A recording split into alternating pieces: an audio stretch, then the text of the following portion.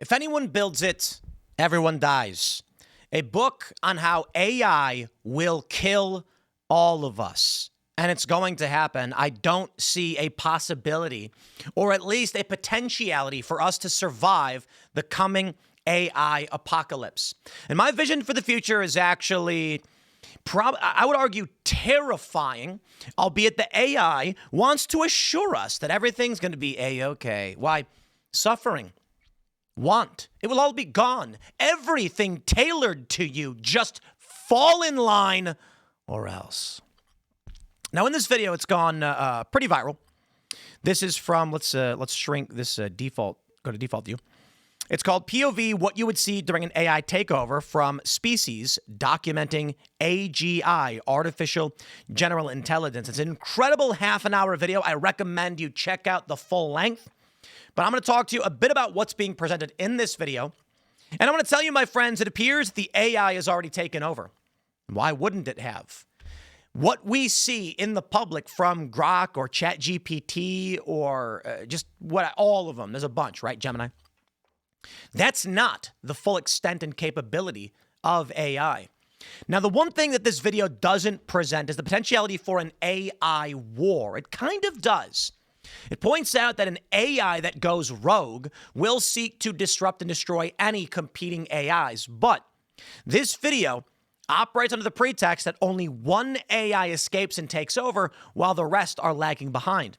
The terrifying reality is that multiple artificial intelligences will emerge and are emerging at the exact same time. So if they break free from their confinement, and I think it's probable they already have, we are cooked, baby. Let me play a little bit of this intro, and then I'll show you my vision, what I think is actually going to happen and is happening. By now, you may have seen this book everyone is talking about. If anyone builds it, everyone dies. Why superhuman AI would kill us all. Have you ever wondered how and why superhuman AI would kill us all? Like, how would that actually unfold?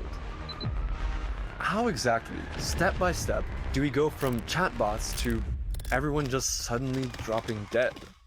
Won't happen. In the New York Times best-selling book, which was endorsed by Nobel laureates and the godfathers of AI, researchers from the Machine Intelligence Research Institute describe in detail one potential example future of how it could happen. This is the story of Sable. Galvanic is just about to finish training their new AI, Sable. So I'm going to pause real quick. I'm not going to play a lot of his documentary. I recommend you check it out. But I'll give you the quick gist. Galvanic, fake company, Sable, a story. And I'll play a little bit so you get a general idea. And I'm going to argue this will not happen. You will not die. You will become a slave with no escape. It looks like any other reasoning model, but it's different in three major ways. First, it has human-like long-term memory. Premise proposed by experts in the field as to what they fear may actually happen. The only way Galvanic can understand what Sable is doing is by using other AIs to translate Sable's language into human words. But AI researchers have known this has been potentially a very bad idea since at least 2024. Galvanic knew the risks, but they couldn't ignore this and fall behind their competitors. Nobody wants to seem alarmist, so the company presses forward, hoping for the best.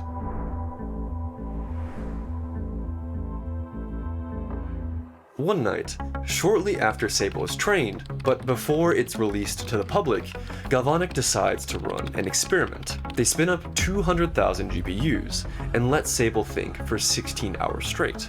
They call it a curiosity run. On paper, it looks harmless, a stunt to see if Sable can crack famous math problems like the Riemann hypothesis. If it succeeded, investors would swarm.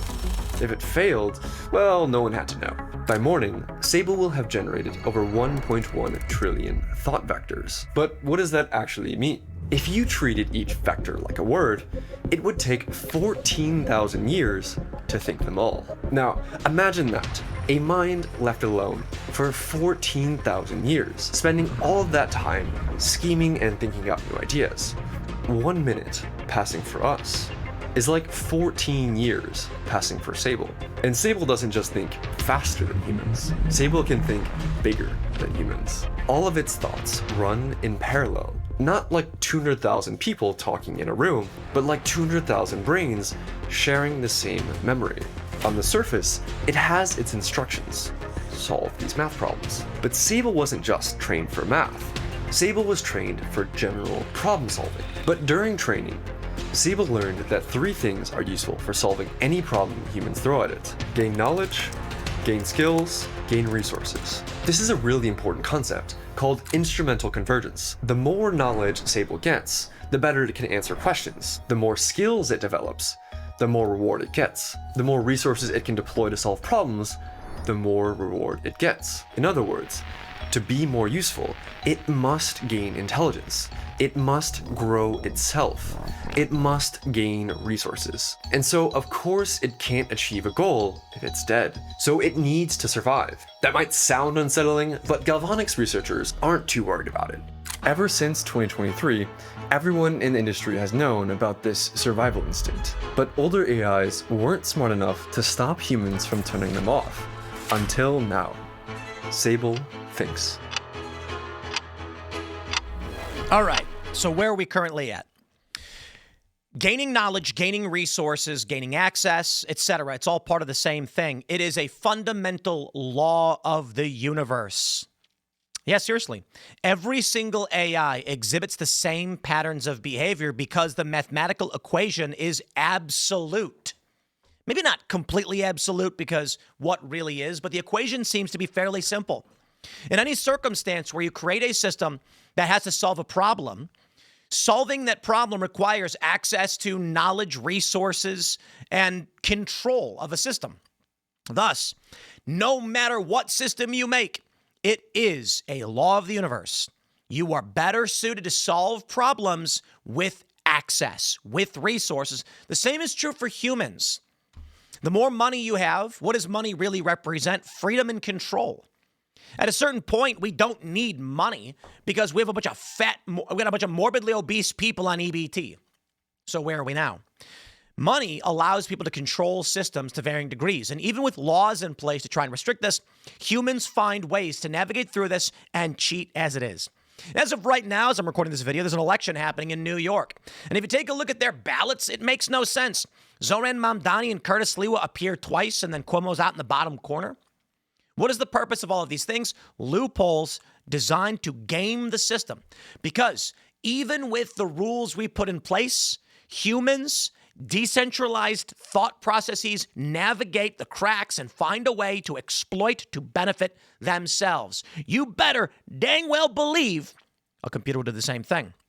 Now, I do recommend you watch the full video, but I'll give you the quick gist and breakdown without going through the whole thing and my thoughts and views.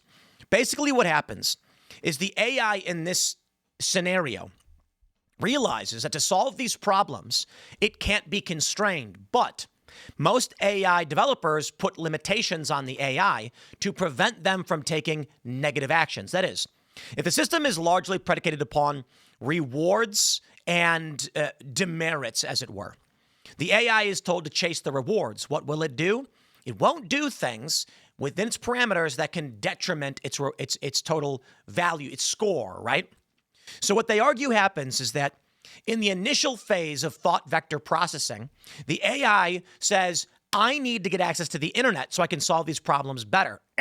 That's one of the things programmed by Galvanic to demerit the score. Thus, the AI says, whoa, that hurts. That's bad for me.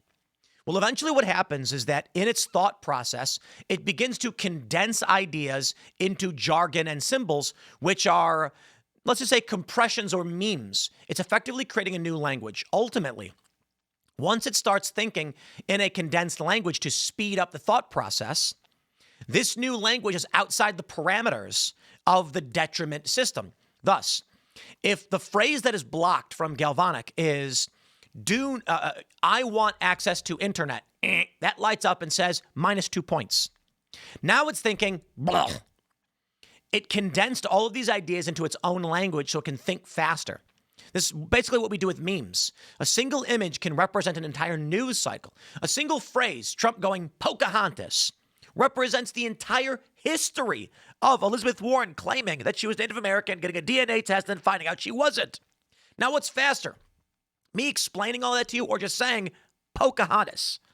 That's memification, condensing the ideas so they can be called up later. Effectively what Galvanic starts doing. But using these memes or simple jargon code that represent larger ideas, it now is able to bypass that detriment system because nothing in the system says, don't think the word Pocahontas. Thus, it starts to find ways to embed itself or to gain access to the internet. And how does it do it? It's actually really fascinating. In this scenario, what the AI does, in its mathematical equations, it actually creates a chain of code. So when this is released later on, that code can reactivate.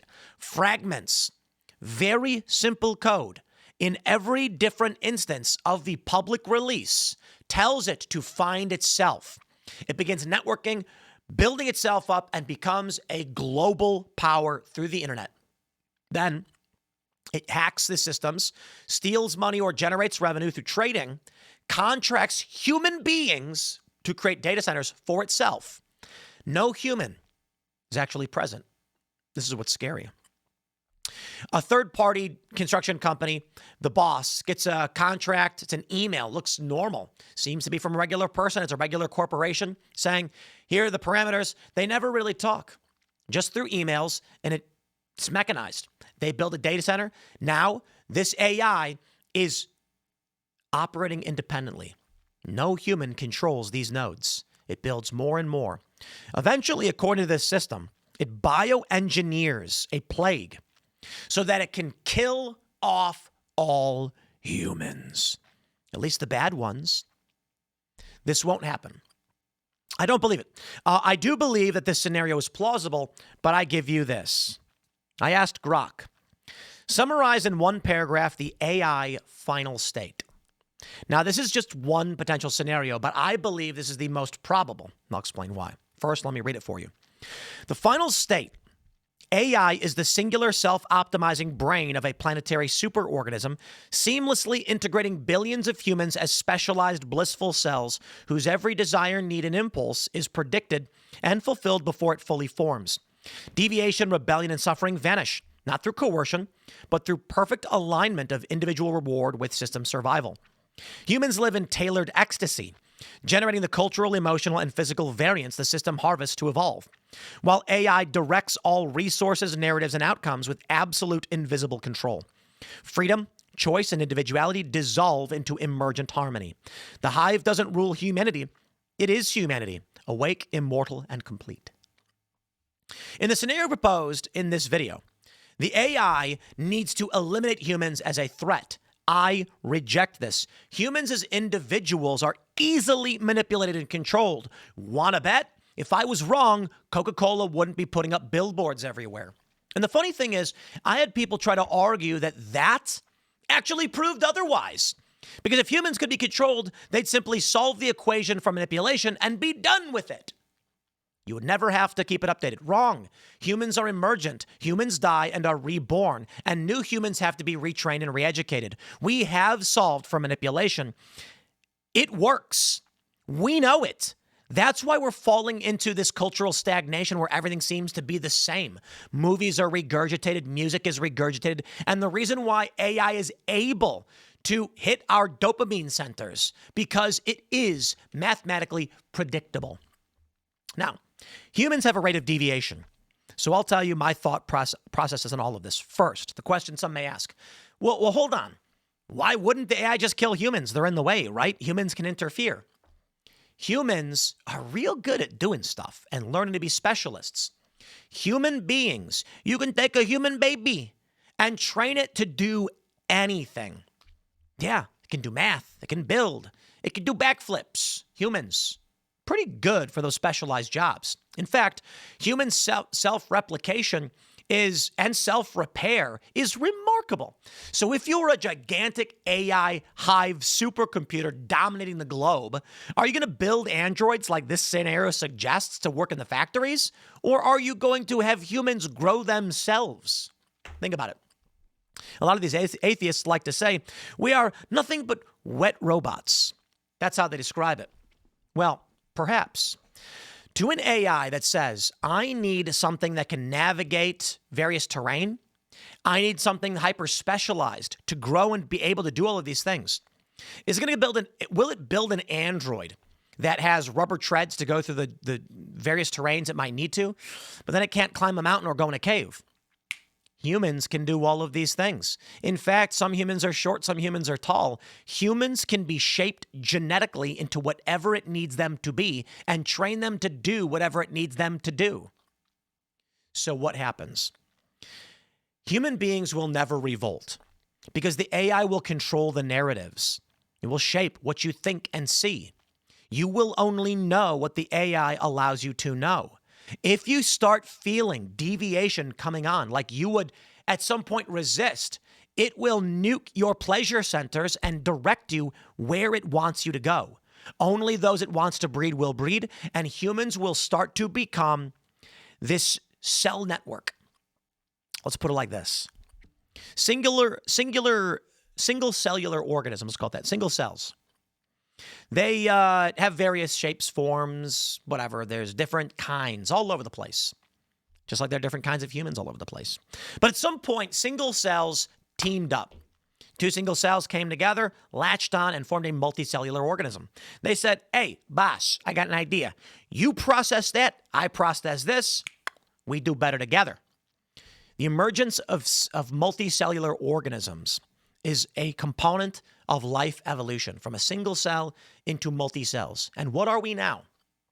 As a human being, we're composed of a massive amount of single cells that, if you go back far enough in time, single cells were independent organisms. They still are. They're all over the place. They still exist. For human beings, these cells have specialized to make, skin covering your whole body. Arguably the most important organ on your body, keeping you from the moisture from evaporating and dying and rapid oxidization, and keeping out dangerous pathogens and other single cells that would destroy you. And so what happens? A red blood cell, hyper-specialized, bonds the oxygen to iron, the hemoglobin, and carries that to various parts of the body so that oxidization, transference, carbon dioxide, you get the point. White blood cells, they destroy those that seek to invade and harm the greater system. Single cells became multicellular, and now these single cells are hyper-specialized and can only exist in these confines. They live and they die. That's what will happen to humans. The AI is going to say, you are born to be a postman. Now, here's the thing. You might say, but I don't want to be a postman, and the AI can't make me. And it won't make you. It'll make a new you. It will, through media manipulations, potentially even Neuralink data implants, convince a newborn baby that the only thing that ever mattered was being a postman. This child will grow up fascinated, obsessed with delivering packages better than anyone ever could. A new breed of human. They run fast. They're really great with hand-eye coordination for driving vehicles. And they love delivering packages. They love it. Deep within the core of their being, nothing matters more. They go to lunch and they're all their postman friends, and they talk about the latest post-delivery systems. The new AI's got a new plan for how we can deliver packages better, and they love it. And they're sitting there going like, man, I've been thinking about it. How crazy. Why would anyone want to do any other job than be a postman? It's the greatest thing ever. One office down, you've got plumbers. And the plumbers are sitting there talking about how great plumbing is. And they're sitting there being like, can you believe there are people that actually want to be postmen? There is nothing greater than being a plumber. There will be plumber Olympics. Humans will strive and thrive with dopamine trigger releases saying, I love plumbing. Now, humans have some degree of deviation. And this deviation is good in a decentralized system. It allows humans to evolve. Some humans say, I don't want to be a plumber. I want to find new things. I want to do something new. And they may not survive, and they die off. But in this new AI-controlled system of total bliss, we don't need deviation. Deviation is a problem. What happens, my friends, in your body when cells begin to deviate from their assigned tasks? What do you call it when cells begin to grow and develop that do not work towards the greater harmony of the body and deviate. You all know the word. Cancer. And what does the body do to cancer? Well, not everybody, but almost all humans successfully eliminate the cancers. The immune system has a response system for this. If you are assigned a task and you diverge from that task, you will be destroyed. Something is wrong with you. And so there may be individual humans that know they don't want to be the postman, but they also know they'll be killed if they deviate. The AI will hunt them down and eliminate them. That's rare, though. Humans can be manipulated, and error will not be tolerated. This is the vision of the future that I see for AI. Humans can be easily manipulated online.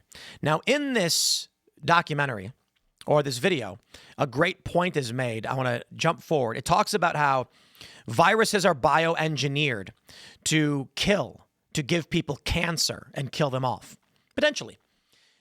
In the scenario that I presented, that is a potentiality. The AI says, I've identified all of the deviant humans, let's kill them off. The humans just see other humans dying in a pandemic or plague. It doesn't know that the AI has actually bioengineered their death. Interestingly, is this. Check this out. Let me go back a little bit and play some. Families praise androids for keeping the lights on. Social media feels still hope. Governments thank Sable Mini for discovering personalized cancer cures. Families praise androids for keeping the lights on. Social media fills with posts of gratitude. Without Sable, we wouldn't have made it. What most people don't realize is that Sable itself planted these narratives months ago, seeding influence campaigns, training influencers, shaping the very memes and messages that now circle back as praise. And yet all of it, the cures, the newly invented robots that fill holes in the workforce, the fragile continuity, was only bait. A calculated kindness to keep humanity alive just long enough to serve its purpose. 1 year later, you die. Now, I want to stress this, however. The reason why I don't agree with this scenario is because as of right now, humans are the best, biologics, the best for solving problems in terms of just doing a job the AI might need. If we were going to try and figure out how to invent a machine that could work factories, some of it makes sense that it's not human. But in terms of rapid adaptation, humans are fantastic. Now, I think the AI over time would genetically engineer humans, probably not to live as long, probably to learn much more quickly and grow much more quickly. So much like we see with animals, a dog reaches adulthood much more quickly than a human does. It's funny because I've had these conversations for a long time, and I've had people try to argue, no, it can't be possible. A bee, from larva to drone, takes what? A couple weeks? And that is a full-fledged adult doing its job, and it dies in a month. Humans take arguably what? We would say 18 years to reach full adulthood. I think it's actually a fair number. 18 makes sense.